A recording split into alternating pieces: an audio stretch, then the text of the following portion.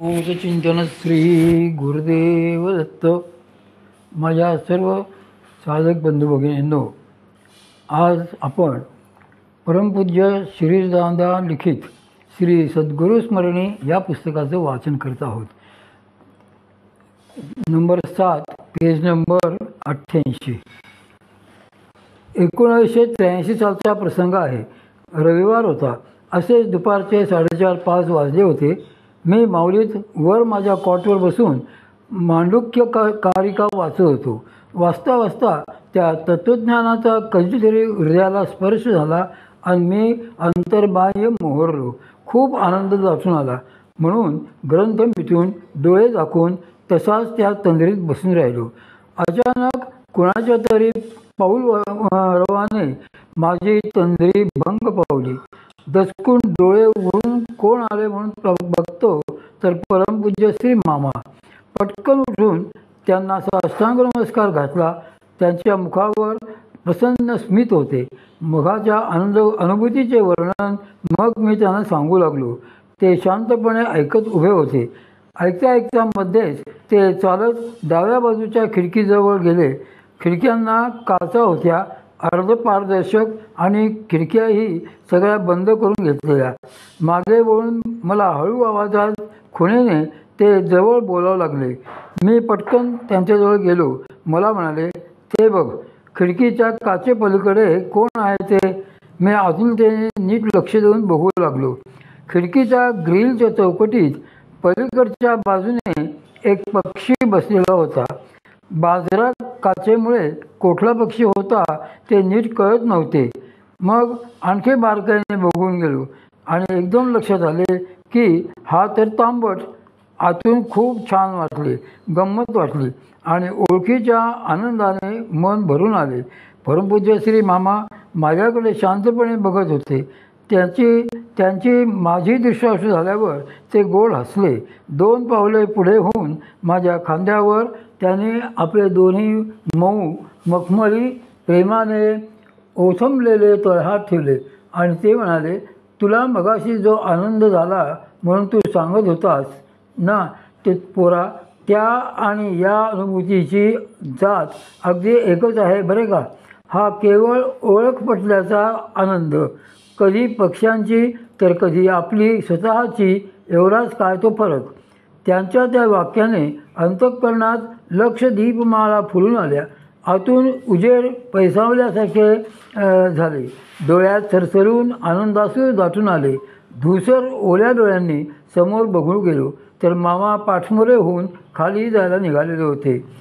2 अधिष्ठानातच बघावे. 1985 सालीची घटना आहे. परमपूज्य श्री मामांच्या बरोबर कोकणात गेलो होतो. ज्या गावी मुक्काम होता तिथल्या समुद्रकिनाऱ्यावर उन्हे उतरणीला लागायच्या वेळी आम्ही फिरायला गेलो. ओलसा वाळूत किनाऱ्याचे चालत असताना मोठे आल्हाददायक वाटत होते. मधूनच एखादी लाट येऊन निम्मे अधिक पाय भिजवून ओसरून जात असे. परमपूज्य श्री मामा पुढे आणि मागे, आम्ही दोघे तिथे असे चालत निघालो होतो. त्या दिवशी मामा गंभीर आणि अंतर्मुख वाटत होते. सूर्याची तांबूस पिवळसर किरणे त्यांच्या चेहऱ्याला आणखीनच गूढतेचे तेजोमय जोडीत होती. त्या मावळत्या प्रकाशात सागराने किनाऱ्यावर उधळलेली शंख, शिंपी, रंगीत दगड अशी संपदा अधिकच उजळून सुंदर मोहक दिसत होती. दुरून एखाद्या दगड सुंदर प्रकाश दिसायचा, पण जवळ जाऊन उचलावा तर पाण्यातून उचलल्याबरोबर निस्तेज व बेधक वाटायचा. मग मला जणू अशा चकाकणाऱ्या सुंदर वस्तू उचलून न्याहाळण्याचा छंदच लागला. मात्र प्रत्येक वेळी हाती येई ती एखादी तुटकी शिंपा, फुटका शंख किंवा खडखडीत रंगीत दगड. परमपूज्य श्री मामांना माझा हा खेळ लक्षात यायला वेळ लागला नाही, पण तरी ते गमतीने बघून हसत होते. थोड्या वेळाने मी एक दगड उचलण्यासाठी वाकलो तर समोर मामाच उभे होते. हसून मला ते म्हणाले, मग काय मिळाला का सुंदर प्रकाशमान दगड. मी लाजून म्हणालो, नाही ना, दुरून सुंदर दिसतो, पण जवळ जाऊन बघावे तर साधा ओबडधोबड दगड. माझे उत्तर ऐकून ते जवळ आले. एक हात मोठ्या प्रेमाने त्याने माझ्या खांद्यावर ठेवला. मग ते गंभीरपणे सांगू लागले, हा समुद्र आहे ना, तो श्री भगवंतांचा अतिशय लाडका, त्यामुळे तोही त्यांच्यासारखाच स्तिमित करणारा. तुला ह्या तुटक्या शिंपा, फुटके शंख, खडबडीत खडे, दगड सुंदर दिसत आहेत ना, त्याचे कारण या समुद्राचे पाणी, ते सौंदर्य या पाण्याचे, त्यात परावर्तित होणाऱ्या मोहक सूर्यकिरणांचे आहे. त्या पाण्याचा संग तुटला की ह्याच वस्तू कशा निस्तेज कुरूप दिसतात, तेही तू बघितलेस. म्हणून सौंदर्य, अथांग विस्तार, अनाहत नादासारखी गुंजणारी त्याची ती चाल मग सहजच अंतर्मुख होऊ शकतील. अरे, हीच जगात वावरण्याची कला आहे.